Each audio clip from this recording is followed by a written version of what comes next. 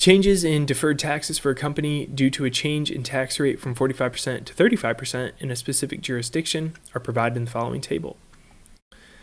So we have our change in deferred tax liabilities and deferred tax assets, tax payable, and our pre-tax income. Given the information, the effective tax rate for the firm is closest to. So our effective tax rate is going to be our tax expense divided by pre-tax income. And then secondly, we have to do our tax expense. So our tax expense is going to be our tax payable, $15,000.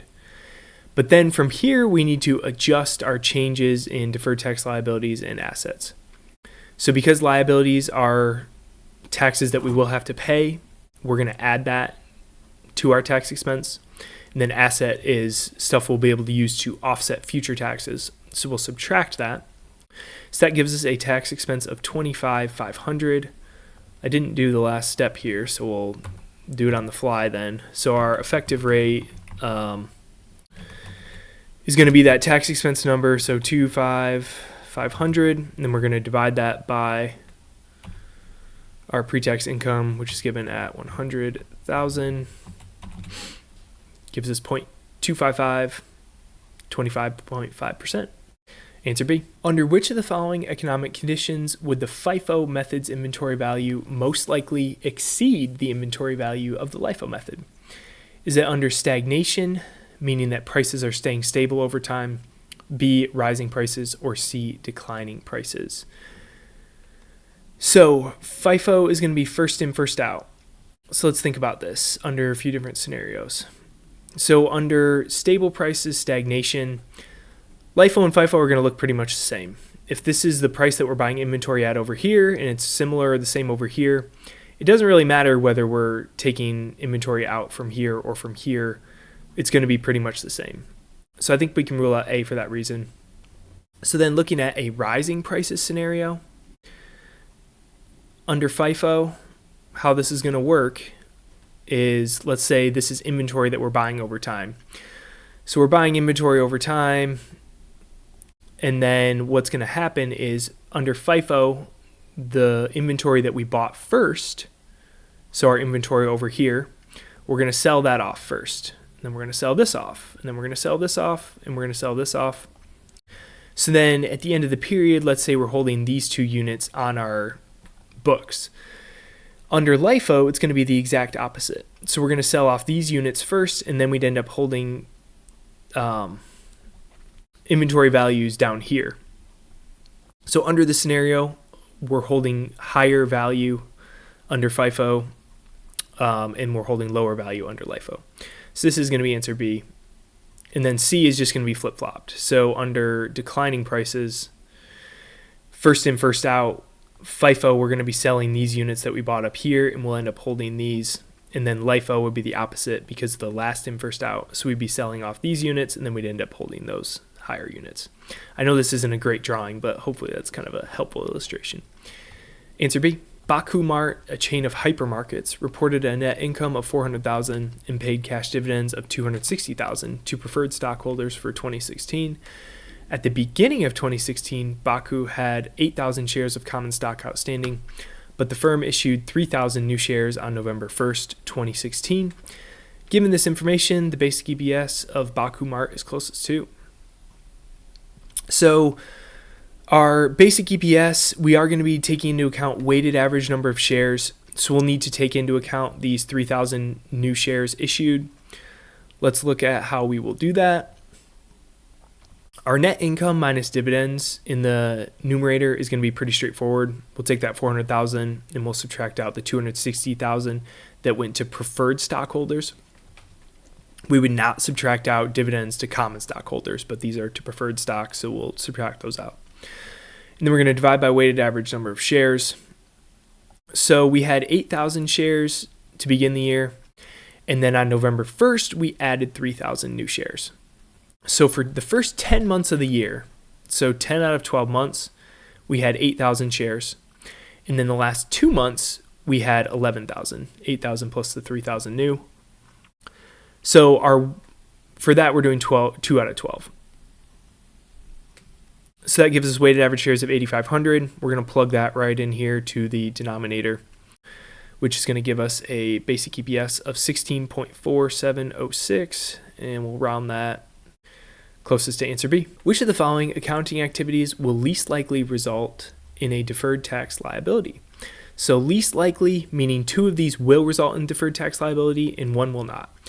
And again, for something to make a deferred tax liability, essentially what that means is we're paying less tax now, and then we're going to owe more in the future. So we've got A, taxes payable are lower than income tax expense. So we're paying less now than what our actual income tax expense is. So if we're not paying as much now, we're going to have to pay more later. This is creating a deferred tax liability, so we'll rule out A. B, an asset's tax base is lower than its carrying value. So this situation is also going to lead to a deferred tax liability because the tax base is kind of what we're using to determine depreciation and deduct from there. So if that value is lower than what our actual value is, that's going to create a liability in the future. And then for C, a firm expenses software development costs on its income statement. So that's a high expense now, which is going to lead to lower net income, but capitalizes software development costs for tax purposes. This is going to lead to a deferred tax asset. And this is mainly because the taxable income is going to be greater than pre-tax income, and then that's going to lead to the deferred tax asset. Answer C. The following are the details of a firm's long-lived asset.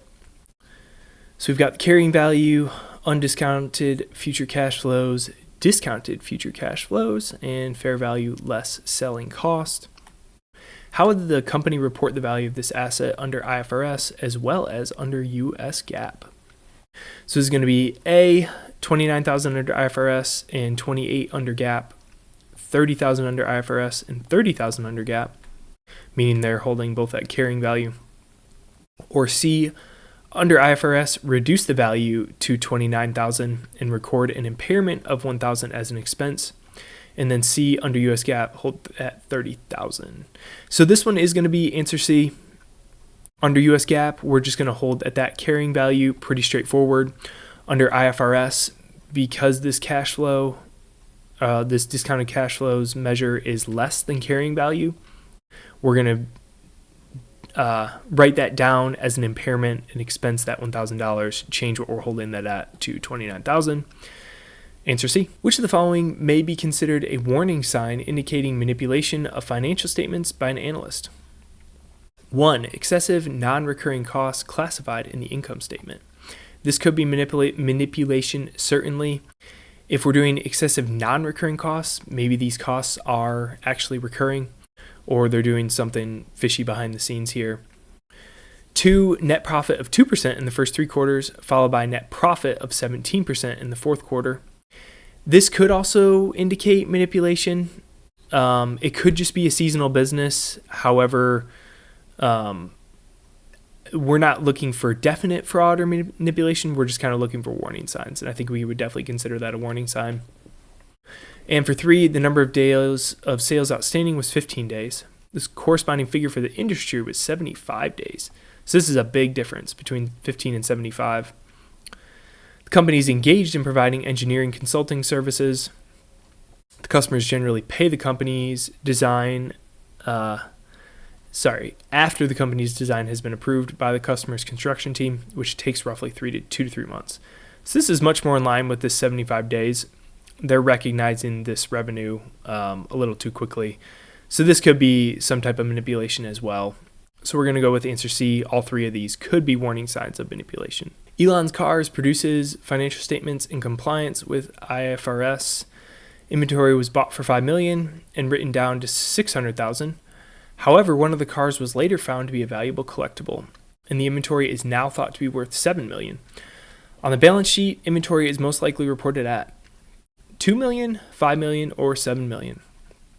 So under IFRS, we would write down our impairments here. So $5 million, and this would have gotten written down by $600,000. However, under our IFRS, we can realize that back up, but we can't realize it up to the $7 million it's worth. We can only realize it to our original inventory value of $5 million. And so for that reason, we're going to go with answer B. It's going to be likely reported at $5 million. A small manufacturing firm adhering to US GAAP reported the following.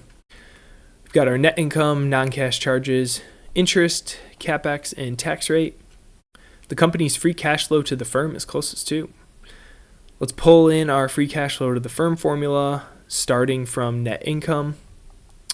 I think I've mentioned this before, but I would highly recommend making flashcards of all these. So free cash flow to the firm from net income, free cash flow to the firm from cash flow from operations, free cash flow to the firm from free cash flow to equity, etc., so that you know what adjustments you need to make and do it kind of most efficient that you can. So starting from net income, we're going to add back non-cash charges, and that's given to us pretty straightforward at $25,000. Then we're going to add back interest multiplied by 1 minus our tax rate. So it's going to be $30,000 multiplied by 0.8.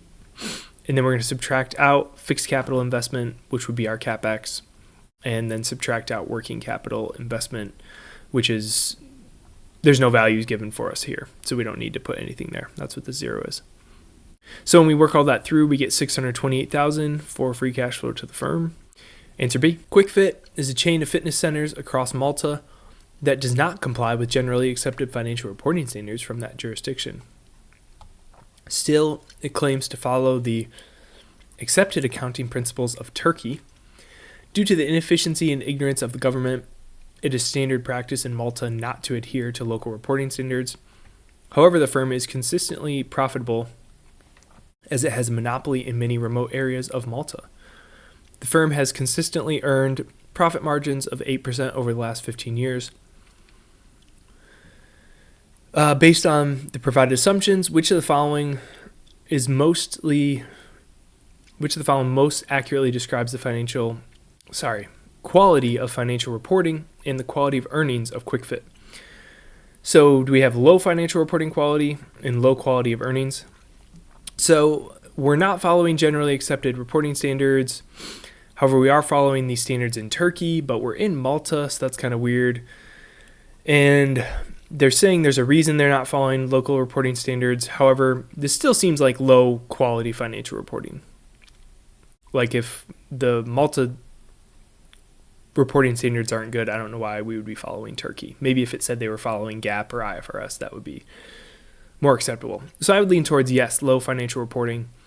Low quality of earnings though, I mean, they're earning consistent profit margins over the last 15 years. So I wouldn't say they have low quality of earnings. Could probably rule out A. And then do they have high financial reporting? They do not. And low quality of earnings, again, I would say we can't really say they have low quality of earnings if they have that good of profit margins. So that's going to leave us with C, low financial reporting quality and indeterminate quality of earnings. I would say that's good. It's hard to say you have high quality of earnings if you don't have good reporting, but they have been consistent here, so indeterminate seems like the best option. Answer C. A research analyst at Shark Investment Management is conducting a DuPont analysis for a firm whose financial data for the year 2016 is provided in the following table. So we've got a bunch of information here. Mostly, it looks like income statement information. Considering that the data provided is accurate, the firm's tax burden is closest to. So we have a lot of information here. However, we just need to look at the tax burden. So to do this, we're going to be looking at income numbers. And what we want to do is isolate two income numbers where the only difference is taxes. So we've got interest payments here, and then we have earnings before taxes, then we have our tax number, and then we have net income. So the only difference between EBT and net income is our taxes. So by dividing these two numbers by each other, net income divided by EBT, that's going to give us our tax burden, which is really just the inverse of our tax rate, which is going to be 0.7. Answer B.